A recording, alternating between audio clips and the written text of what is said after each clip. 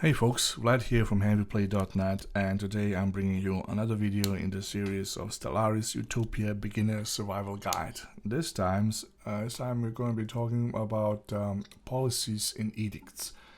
Basically what we have with policies is, depending on your own faction, on your own empire, the space race that you're running at that specific moment and its governmental form, you can have different type of policies which will affect not only you but also the aliens around you, the alien species that are in contact with you, as well as factions within your own domain. For example, if we go to war philosophy, currently I have taken the choice of liberation wars. I used to have unrestricted wars, but an ally that is currently with me within a federation had a huge minus in standing towards me because I had unrestricted wars. Basically, that meant I would go to war with anybody whenever I wanted. So they didn't really like that, so I decided to change that to liberation wars. And the more pacifist step below that would be just defensive wars. So basically I can see, so if a specific species conquers another, I can go to a liberation war and try to free that species or specific planet or whatnot. However, I am currently, and it all depends. If I have managed to bring this species to like me a little better, and I have managed to get them in a federation, and that is only because I switched from unrestricted to liberation wars, and the relationship penalty has been removed. However, there are also factions within your own domain, with your own federation or empire, whatever you have, that will be happy or unhappy because you choose a certain policy. So you have to weigh all these elements and decide what you're going to do, what is the best course for you, and how you will progress the most easier. So next to war philosophy, you have food stockpiling. There used to be a very minimal 200 plus surplus available. Then you have balanced or large. As soon as you have, I recommend to keep it balanced, especially because there will be times when your empire will expand quickly and all the resources to the 200 food resource will vanish within moments. Sorry about that. So next part would be orbital bombardment. You can have light, limited, or full, as I cannot choose full because I lack militaristic and fanatic militaristic ethic. There's native interference. I can have passive or active study, or be simply unrestricted. I could do everything with them I want. Native enlightenment is allowed with me, and so on and forth. There's settlement, first contact protocol. How do I want to be? I want to be peaceful because I'm playing as a federation. Artificial intelligence, I have set them to servitude in order to be give them citizen rights. You have to fulfill certain rules, certain conditions to be materialistic ethic, fanatic materialist ethic, and is a synthetic empire. So, but I don't have any synthetics. I don't use them much in my entire empire, so that doesn't matter much.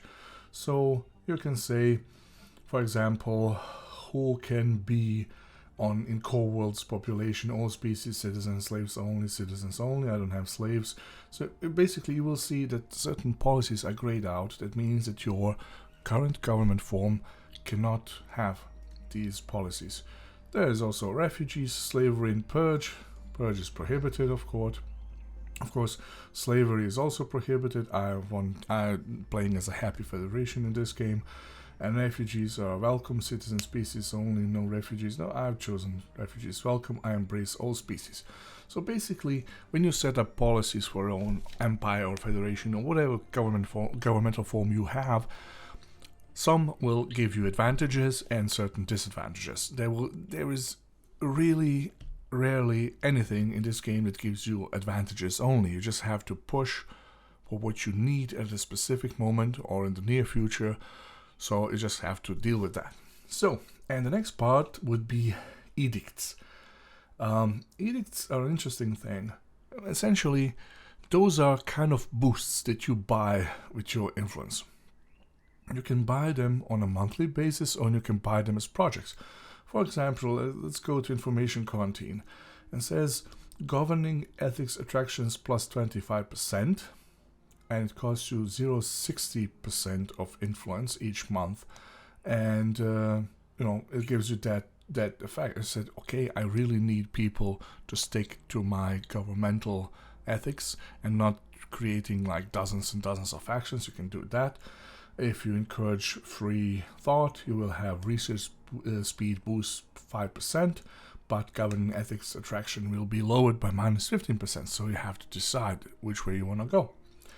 Okay, here's, for example, map the stars. If you really rushing to cover everything around you, you can hit that edict, and that will enable you to increase the survey speed for 25% and increase anomaly discovery chance by 10%. Well, that's a good one, but there is nothing that is really must have. You can run the entire game without using any edicts.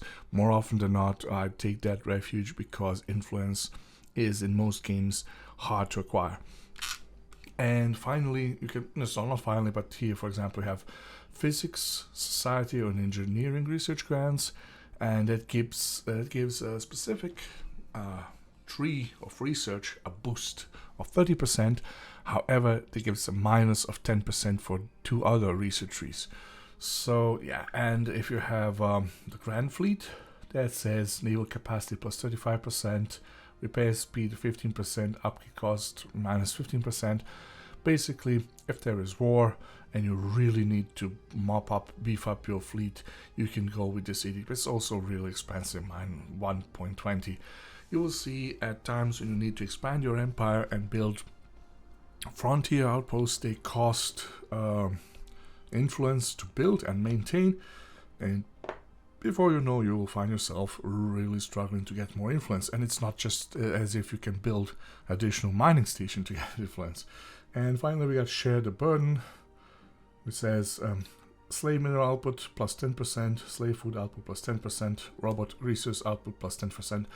Doesn't really work for me in this game because I don't have any slaves. I don't even care about that. So let me just quickly show you how it functions on the Earth. And if you click on any planet that you have, you will have an edict list.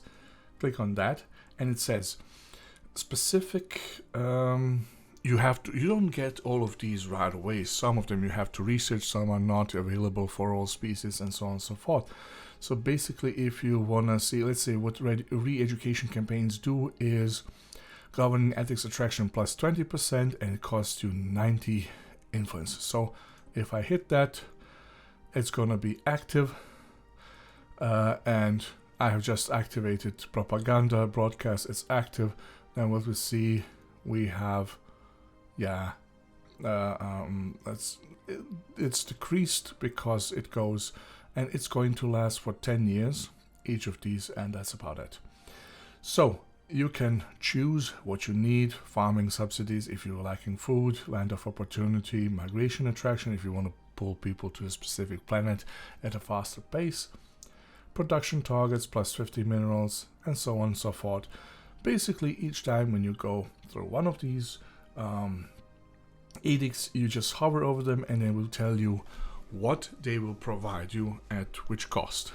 So, and finally, when it comes to edicts, I usually like to buff a specific area of research, physics or society and engineering, if there is a really curious technology, something that I really need to have ASAP, and that's what I use the most. But once again, influence is the key resource in this entire story, and it's not easy to obtain. You get it through declaring rivalries to your opponents, through wars, but also through other things. For example, factions can give you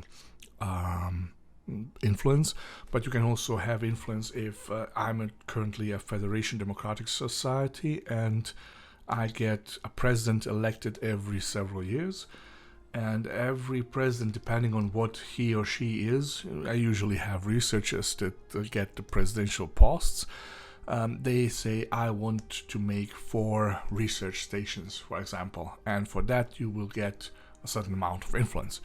So this resource is really hard to obtain because you cannot really build any buildings, you cannot do mining stations to get that. So yeah, that's how it is. So that would conclude the part about edicts and policies and edicts. Thank you for watching and stay tuned. Next time we'll be talking about factions and strategy resources. Have a great day. Bye bye.